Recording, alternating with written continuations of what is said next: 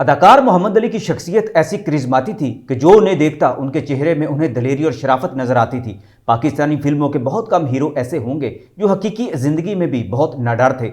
सुधीर, अकमल, मोहम्मद अली और यूसुफ खान के बारे में आमतौर पर यही तासुर रहा है कि ज़रूरत पड़ने पर वो हाथों से भी लड़ने की कुव्वत रखते थे और जालिम से टकरा जाते थे। मोहम्मद अली की शख्सियत में रोब और दबदबा था। उन्होंने हकीकी ज़िंदगी में डाकू और बदमाशों के साथ भी लड़ाइयाँ लड़ी थी। वो गैरत और इंसानियत का जीता जागता नमूना थे। जब उनकी गैरत का सवाल पैदा होता तो वो नहीं देखते थे सामने कौन है। उनकी गैरत को एक बार अदाकारा ज़ेबा ने ललकारा तो उस रात स्टूडियो की फ़ज़ा मोहम्मद अली के थप्पड़ से गूंज उठी थी और ज़ेबा का चेहरा कई दिन तक सूजा रहा था। किसी को जुर्रत ना हुई थी कोई आगे बढ़कर मोहम्मद अली से ये सवाल करता कि उसने थप्पड़ क्यों मारा है। ये उनकी शादी से पहले का वाक़या है जिसमें उन्होंने ज़ेबा को उनकी औकात याद करा दी थी कि वो किस घराने की औरत हैं।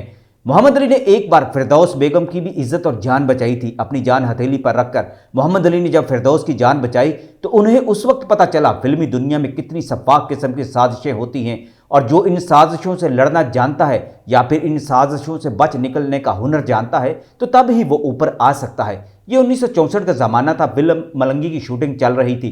मोहम्मद अली का उसमें बड़ा रोल नहीं था लेकिन इन दिनों वो फिल्म कनीज़ की शूटिंग भी कर रहे थे, जबकि दूसरी और फिल्मों में भी उनको कास्ट किया जा चुका था, इसलिए स्टूडियोज़ में उनका आना बढ़ गया था। एक दिन वो फिल्म मलंगी के सेट के पास से गुजरकर एक नामवर प्रोड्यूसर के ऑफिस पहुंचे तो उन्हें कुछ अजीब सा लगा। ऑफिस के बाहर दो हटे कटे बंदूकें लेकर बैठे थे। मोहम्मद अली उन्हें नज़रअंदाज करके ऑफिस के अंदर जाने लगे तो उनमें से एक ने मोहम्मद अली पर बंदूक तान ली और बोला, पीछे हट जाओ, अंदर जाने की इजाज़त नहीं है। मोहम्मद अली के लिए यह बात चौंका देने वाली थी। मोहम्मद अली ने जवाब में रोबदार आवाज़ में कहा, पीछे हटा बंदूक, जानता नहीं मैं कौन हूँ, मुझे मियाँ साहब ने खुद बुलाया है। बंदूक वाला बोला, मियाँ साहब का हुक्म है, कोई अंदर नहीं जाएगा। मोहम्मद अली को बड़ा अजीब सा लगा कि आमतौर पर आज तक ऐसा कोई वाकया रूनुमा नहीं हुआ था कि कोई गनमैन किसी अदाकार को बंदूक दिखाकर रोकने की जुर्रत करता। इस दौरान मोहम्मद अली को ऑफिस के अंदर से किसी औरत के चीखने की आवाज़ सुनाई दी। ये आवाज़ मोहम्मद अली को पहचानने में देर न लगी क्योंकि ये आवाज़ अदाकारा फिरदौस की थी। मोहम्मद अली ने सोचा, इधर तो किसी किस्म की शूटिंग हो नहीं सकती तो फिर फिरदौस बेगम अंदर क्या कर रही हैं। मोहम्मद अली जहांदीदा इंसान थे, जवानी का दौर था, खून भी गर्म था और दिमाग भी। मोहम्मद अली चाहते तो माहौल को देखकर वापस जा सकते थे लेकिन उन्हें लगा फिरदौस बेगम सख्त मुसीबत में है। इसका सबूत उन्हें गन मैनों को देखकर हो रहा था। उनके अंदर का गैरतमंद इंसान जाग उठा। अंदर फिरदौस के साथ कौन है? मोहम्मद अली ने गरजदार आवाज़ में कहा। बात आगे बढ़ाने से पहले मैं आपको बता दूं कि पाकिस्तानी फिल्में हों या इंडिया की फिल्में हों, ज़्यादातर फिल्मों पर काला धंधा करने वाले सेठों और बदमाशों का पैसा लगा करता था। वो अदाकाराओं को अपनी रखेल बनाया करते थे और उन्हें कोठियाँ और पैसा देकर उनकी मोहब्बतें और जवानियाँ खरीदा करते और अपनी दासी बनाकर रखते थे। मोहम्मद अली समझते थे ये ऐसा ताकतवर रवाज है जिसे कोई ख़त्म नहीं कर सकता क्योंकि आम बिजनेसमैन तो फिल्मों पर पैसा खर्च नहीं करते थे। ज़्यादातर पैसा हराम कमाने वालों का ही फिल्मों और फिल्म वालियों पर खर्च होता था। इस दौरान जब अंदर से फिरदौस की दोबारा गुस्से और मजलूमियत में बड़ी आवाज़ें सुनाई दी तो मोहम्मद अली ने एकदम आगे बढ़कर बंदूक वाले को धक्का दिया, दरवाजे को ठोकर मारकर अंदर दाखिल हो गए। अंदर का मंजर ही कुछ और था। अंदर एक मशहूर फिल्म प्रोड्यूसर नीम रहना होकर सामने शराब रखकर सोफे पर यूं बैठा था कि उसने दोनों हाथों से फिरदौस को दबूच रखा था। फिरदौस का दुपट्टा नीचे गिरा हुआ था। मोहम्मद अली को देखकर फिरदौस ने जोरदार धक्का मारकर प्रोड्यूसर को हटाया और मोहम्मद अली के सीने से आकर लग गई। ये बिल्कुल फिल्मी मंजर ही दिखाई दे रहा था मगर ये ऐसा होलनाक हकीकी मंजर था जो मोहम्मद अली फिरदौस की जिंदगी में रूनुमा हुआ था।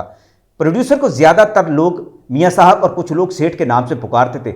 लाहौर में इसका बड़ा नाम और दबदबा था। असल नाम मैं लेने से कासिर हूँ क्योंकि इससे कई मसाइल पैदा हो सकते हैं। बहुत सी पंजाबी फिल्मों में वो सरमाया लगाया करते थे।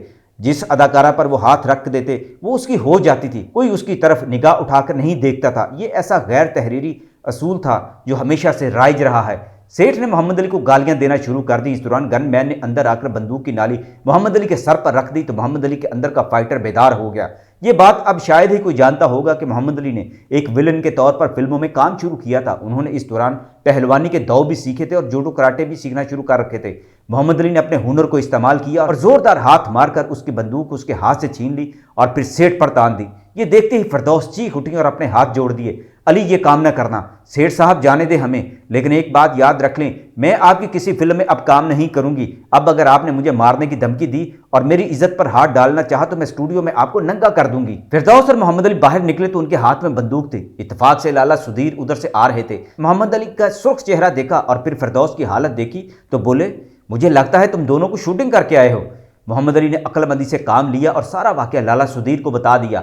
लाला सुधीर का रोब उस वक्त पूरी फिल्म इंडस्ट्री पर तारी रहता था। फिरदौस ने इस वाकये की तस्दीक की तो लाला सुधीर का खून भी खोल उठा। उन्होंने धाड़ कर अपने फाइटर्स को बुलवाया, इससे पहले कि कोई बड़ा फसाद हो जाता। मोहम्मद अली ने खुद ही सूरत हाल को संभाला और लाला के साथ वो सेठ से दोबारा मिलने अंदर चले गए।